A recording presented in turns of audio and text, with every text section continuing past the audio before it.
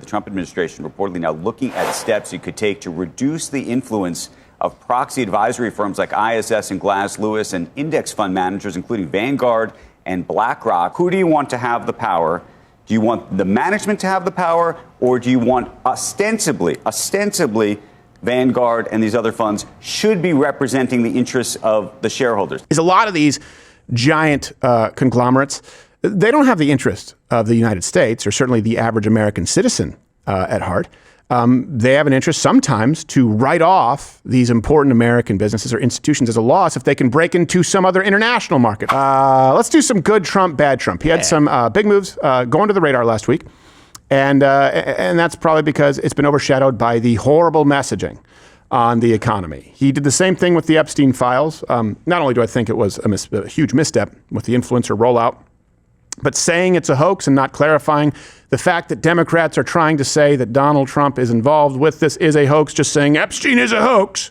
That was a misstep. We're kind of getting the same thing with the economy. But let's first go to good Trump. You may not have known this. Last month, good Trump.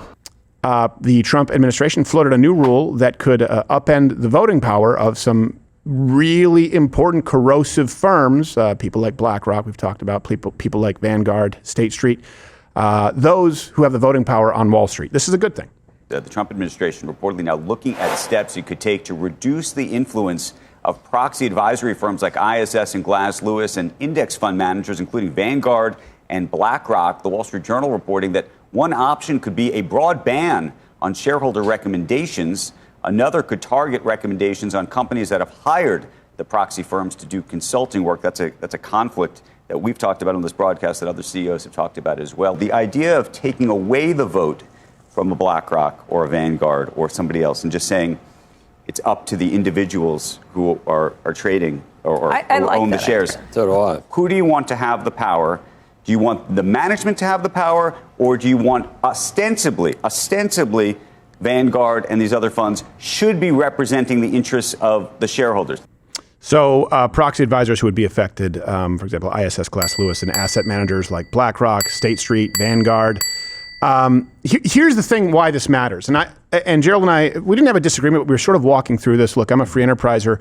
I obviously support free markets, capitalism, but we do have a problem with the way it's being run right now. And a big part of it is because you have these firms that are too big to fail. So we effectively are left with cronyism, with socialism, right? You want to privatize profits and socialize losses.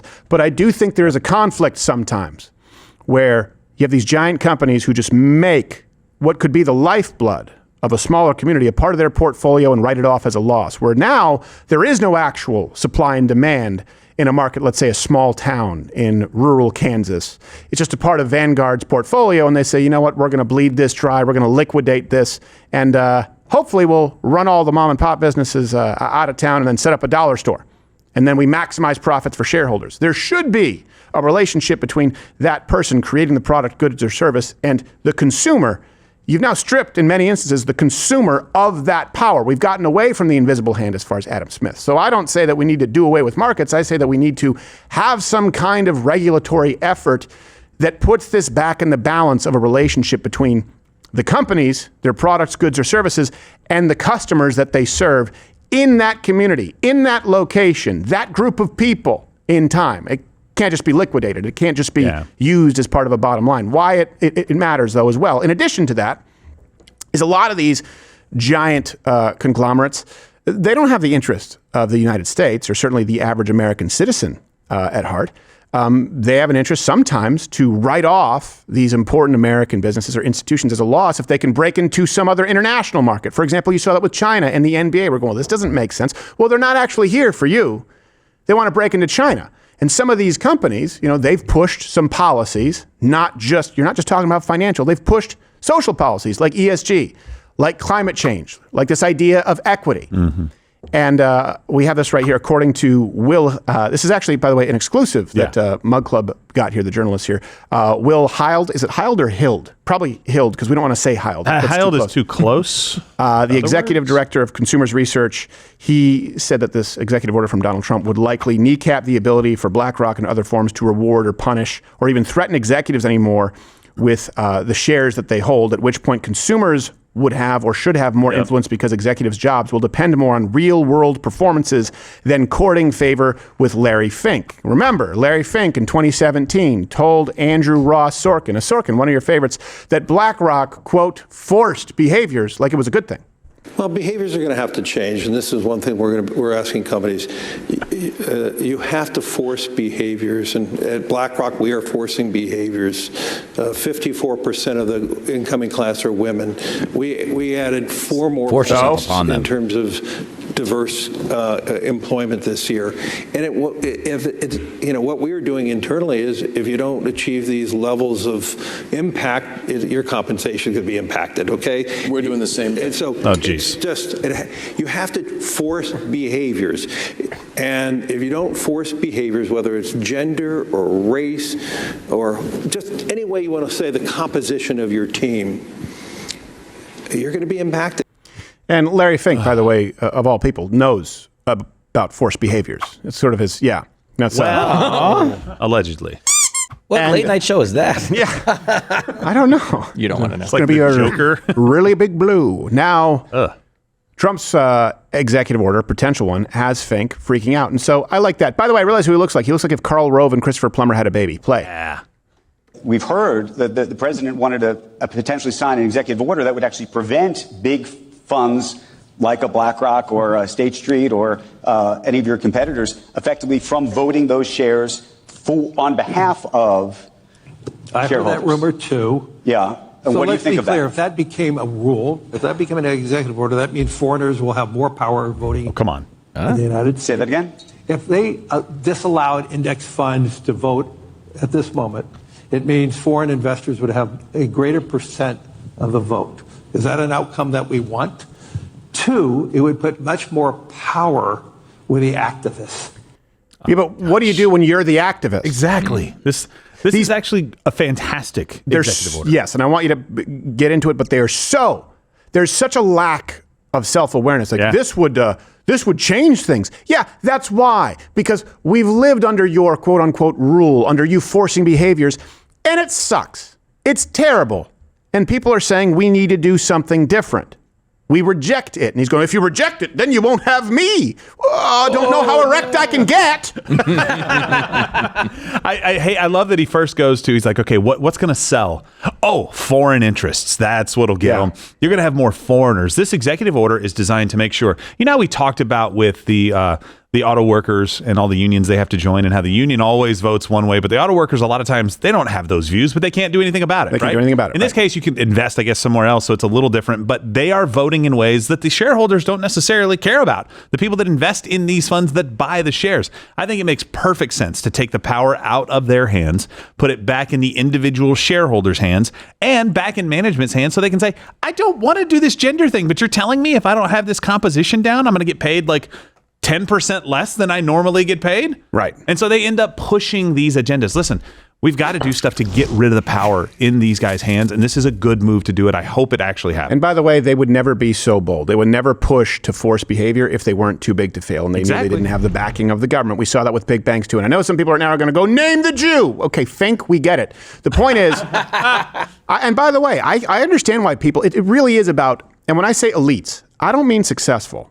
I don't mean the wealthy. That's something else where people go, it's not left versus right. No, left versus right does matter because the left is a death cult. I'm sorry, you cannot join arms with people who say Islam is not a threat, who say we should be able to abort every last baby up until birth, including after birth in some cases, no exceptions, taxpayer-funded period, who want to trans children, okay, who want to mass import third world immigrants and buy a voting bloc. You cannot link arms with them even to fight the elite, because these people have propped up the elite. But I do understand there's another dynamic. So you do have my right, your left, okay, a clash. And then the American, I don't want to say working class, because I don't want to do identity politics with class, working class versus the wealthy. No, it's American contributors, American taxpayers versus elites. And those elites, by the way, are different from there are a lot of successful business owners. There are a lot of successful people in this country who are not a part of the elite. Those are the people who are too big to fail. That's who we're talking about. We're talking about the ruling class. And we're talking about, for example, the class who pushed for policy during COVID, where you saw the greatest wealth transfer in modern American history to the Bezos of the world, to the Zuckerbergs of the world, to the Finks? Bill Gates of the world, the Finks of the world, right? Was it 2-point-something trillion dollars?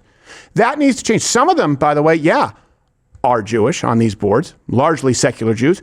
But then you can also look at people who aren't, a lot of Irish, surprisingly, as well as we'll talk about the Pope. We'll talk about the Pope as part of that elite class who has no skin in the game. He's not you, saying you have to accept more migrants. So I see it as a confluence of elites and those who basically aren't subject to the same rules that the rest of us are. And by rest of us, that could be someone making $30,000 a year to making $30 million a year. That's not even someone right now doing really well who started a business, started a franchise. You know, someone in your neighborhood may own a few Jack in the Boxes, Taco Bells, and they make some good money. That is not the same as a Fink. That is not the same, by the way, as a Bear Stearns, as a Musk, to be clear, as a Zuckerberg. These people are as powerful as, once upon a time, world governments, and they've told you that they want to force behaviors. Force behaviors that would negatively affect you, but positively affect their bottom line. None of that is free enterprise or capitalism. So it's a great EO. I mean, obviously, you'd like to see it have a little more teeth because executive orders can be undone. Believe me, that's not lost on me. Right, Check the references so you can look into it in more detail. And then that brings us to bad Trump. That's a really bad Trump. Yeah. He has been really awful on the messaging of affordability and is deciding, I guess this is his go-to now, just say it's a hoax. When you talk about affordability, is going forward, are the American people, do you believe, getting impatient with the reforms that you're making? They've talked about, it's about... I think they're getting fake news from guys like you. Look,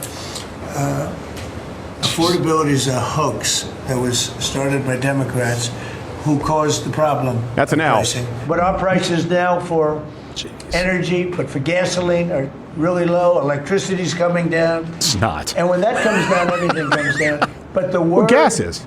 Not electricity, is though. a Democrat scam. They say it, and then they go on to the next subject. And everyone thinks, oh, they had lower prices. No, they had the worst inflation in the history of our country. Okay. So first off, the economic problems that Americans are facing right now are objectively the largest concern among Americans. And President Trump is not doing well on that. I'll give you these and then I'll give you a solution. If I was advising the president on the economy, his overall approval is 36% with Republicans 70%. And that's not as high as it should be. Democrats 7%, Independents 21%. And more specifically, 75% of people who were surveyed said that the groceries are more expensive. So right there, his messaging doesn't work. Right. Someone should tell him, yeah, 75% of Americans, they have already said that their groceries are more expensive, so that you saying it's a hoax, you will lose them. Okay? And it also bleeds into other issues. So he has a higher approval on border security. That should be at 90% because border interactions, along with no catch and release, have been reduced by anywhere from 93 to 99%, depending on the metric you use. But his overall support on border security is only 54%. Republicans, it's 89. Democrats, it's 24%. Independents, it's 40. That was higher not that long ago, which tells you that overall approval, it kind of affects everything. Here's what he should do. And I understand the issue right now is he's treating the midterms like a national election. Everybody's going, oh, the midterms are coming up, so we got to say the economy is going really well. Right. No, you have to focus on the long game here. And what you need to say is pick two very specific examples. Go, well, groceries. Hey, what do you think happens to grocery prices when you have 40 million plus illegal aliens, most of whom don't pay for it? So what do you think? Hey, guys, the housing crisis. And by the way, these are all things that we know we're working on. What do you think happens when you have 40 million illegals here who receive government benefits, social safety nets, they work off the books, don't pay taxes? What do you think happens when you get rid of this entire block as far as that alone affects supply and demand and the shortage? And the same thing with people who are being subsidized. And by the way, you just saw in Minnesota, fleecing the taxpayer. Once we're going to move faster on that, but give us a little bit more time. So this is how this is going to affect the housing market. This is a primary reason that you are paying more for groceries. We're going to get rid of this inflationary mechanism. And yeah, we're working on some policies right now. It takes more than 1 year to fix this. 15 million people in 4 years. We're going to put this into warp speed. So when you see the media saying, how can you deport these people? And the next story is complaining about inflation and prices. Understand that's a monster of their creation. Takes a little while to unravel it. This is going to take a couple of years, but we're on the right track. That, I guarantee you, would resonate better and be more effective in directing the blame, rightfully so, not as a political game. The blame does rest squarely on the shoulders of Democrats. Yeah. And saying that he's doing something, I think you're right. You have to sell an idea of a good future for people. Yes. Right. You can't just say what you're experiencing right now isn't really happening, and that's what he's doing. So somewhere, some way, somebody put it in his head, hoax. If it's the Democrats doing it, it's a hoax. He needs to change that, because on Epstein, it wasn't a hoax.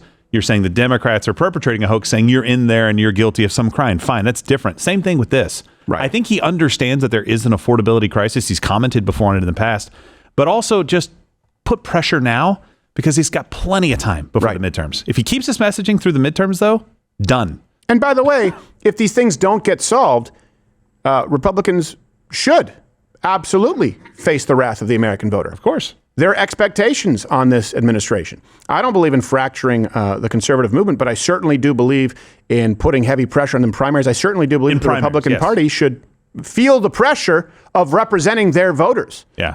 And I think in many ways that Donald Trump has, certainly on the most pivotal issue of immigration. But as it relates to the economy, he's a little too cozy with some people who I'm not thrilled with. And his messaging needs to be specific. Take 2 or 3 specific examples. Go through it and tell people that it takes a little more time. It's a lot easier to destroy borders than it is to create them and secure them.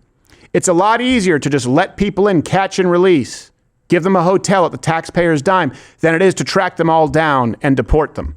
Right? Make sure people know it's a lot harder to build than it is to destroy. And the Democrat Party has systemically been attempting to destroy the American middle class. Takes longer to build, but we are building. Let people know this still is a war of ideas. And then people like Trump and the Republican Party, they better be on our side in the war of ideas. Sometimes they're not. Republicans are in trouble, for sure, as midterms approach. They need to fix this. And this was actually covered by our favorite resident at CNN. I mean, he could be a dyed-in-the-wool leftist. I don't care. Every time he zoom to the moon, I get happy. Harry Enton. Look at the net approval ratings for Republicans in Congress. This shutdown hasn't eaten into Donald Trump's support at all. Look at where we are now. It's a complete flip.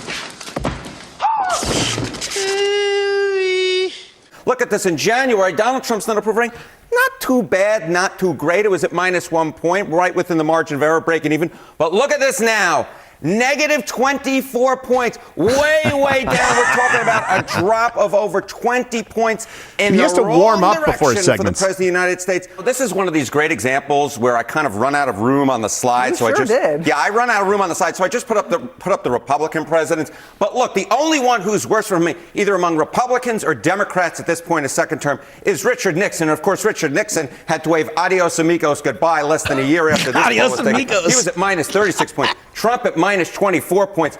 That beats, or is worse, I should say, beats in the wrong direction. George W. Bush, -19 points. His Republican Party, of course, suffered major losses in the 2006 midterm elections. Dwight Eisenhower, +31 points. Donald Trump has never smelt that at all. I had to go into the archives to dig up that photo. And Ronald Reagan at +41 points. But again, it also is worse than Harry S. Truman. It's worse than Lyndon Baines Johnson. It's worse than Barack Obama. It's worse than Bill Clinton. Anywhere you look, this is the second worst for a president of either party at this point in their second term, dating all the way back since the 1940s. 40s. He has to warm up before he does it. He really does. I do admonish Gerald, there was no second Biden term. Oh, I thought he was just talking in general. Sorry. He was talking about second terms. Oh, second terms. Yeah, specifically a president in this. No, that's fair. It's also not necessarily a fair comparison because you're comparing them, for example, Ronald Reagan and to George W. Bush. You're comparing them to presidents who had consecutive terms. Yeah. But that wasn't the case only a couple of weeks ago. He was doing better than Barack Obama and George W. Bush at this point in their second term. So that tells you the messaging isn't working. There are two things. Right. What is morally right? And then what is the right sell to people? And there does need to be an overlap. Look, that's when people say, hey, what are your views? I am a constitutional conservative. I'm a nationalist. I always have been. I believe that the United States is the greatest nation in the world. And I think we should look out for the interests of our people. I think these fundamental principles need to be pasted over, and what can be used to make sure that people understand that's a win for the American people. You need both components. And right now, I think that they're losing out. I think that the American people are still feeling the pain. We know that. We feel that too. And this administration needs to explain why stock market highs, okay, those are good, but that's not the only thing. How immigration policy is going to bring down prices. Let people know that you understand you were voted in for a reason. Stop saying it's just a hoax. Hey, thanks for watching.